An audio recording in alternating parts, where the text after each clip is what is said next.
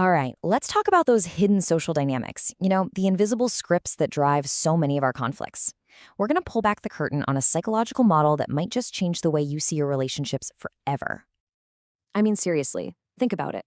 That one argument you keep having with a coworker, a family member, or a friend, it feels like you're stuck on a hamster wheel, reading lines from a script you never even signed up for. It's exhausting, right? Well, guess what? There's actually a name for that trap. It's called the drama triangle, and it's one of the most common yet overlooked patterns in how we interact with each other. The good news is, in this explainer, we're not just going to show you how to spot it, we're going to show you the way out. So what is this thing, really? The drama triangle isn't just some catchy phrase. Nope, it's a solid psychological model that does a brilliant job of explaining why we get stuck in these frustrating, looping conflicts. This idea comes from Dr. Stephen Karpman. He mapped out these three interconnected roles that we play. There's the victim, who feels totally powerless, the rescuer, who just has to jump in and save the day, and the persecutor, who needs to blame and control. Now, the most important part to get here is that these are roles, not identities, and we can jump between them in a heartbeat. In this slide, this is the secret glue that holds the entire trap together. Everyone in the triangle, no matter which role they're in, operates on one unspoken rule. The problem is always external. It's always someone else's fault, something else's fault. And that, right there, is the perfect way to avoid taking any personal responsibility and, well, to stay stuck forever. Okay, so let's get to know the cast of characters in this little play. We're going to look at what each role gets out of being in the drama and the very, very high price they end up paying for it. You see, each role has a powerful hook, a really seductive allure. If you're the victim, you get sympathy, and you don't have to take any risks. The rescuer, they get to feel needed, indispensable even.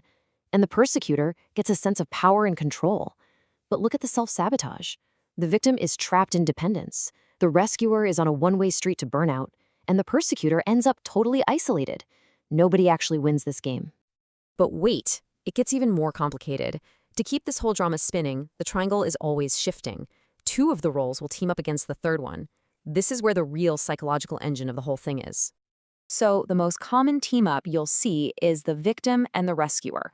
They have this unspoken deal. The victim agrees to stay helpless, and that lets the rescuer stay busy trying to fix them. But all that frustration and anger they both secretly feel, they just dump it all on the persecutor, making them the bad guy. Then you've got this really toxic bond between the victim and the persecutor. It's built on this shared idea that life is all about suffering and blame. They kind of feed off each other. And that deep, hidden need for love and validation they both have, they project that onto the rescuer, usually calling them naive or weak. And the final alliance is between the rescuer and the persecutor. They get together over a shared sense of moral superiority, looking down their noses at the helpless victim. But what they're really doing is taking their own fears of being vulnerable and helpless and projecting them onto that third person, so they don't have to deal with it themselves. Okay, wow. So we've basically just mapped out this psychological trap. We see the roles, we see the secret payoffs, we see the hidden alliances. The million-dollar question now is, how do we get out? Well, the great news is there's a very clear exit, and it all starts with a huge shift in how you see things. And here is the absolute key. You cannot win the drama triangle game. You can't just be a better victim or a smarter rescuer. The only way out is to stop playing altogether. That means dropping the role, taking 100% responsibility for your own feelings and your own needs, and choosing to show up as a real, authentic adult. When you make that shift, something pretty incredible happens. You step out of the drama triangle and into what's called the empowerment dynamic. The victim is no longer a victim. They become a creator, focused on what they can build. The rescuer stops enabling and becomes a challenger, asking questions that help people grow.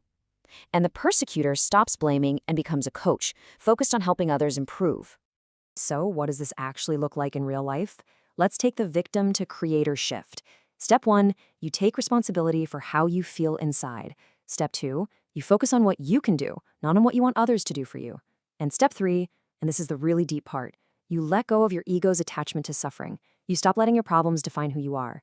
And there are similar paths for the other two roles, all starting with that same idea of taking responsibility. This quote just says it all, doesn't it? Getting out of the triangle is really an act of self-discipline.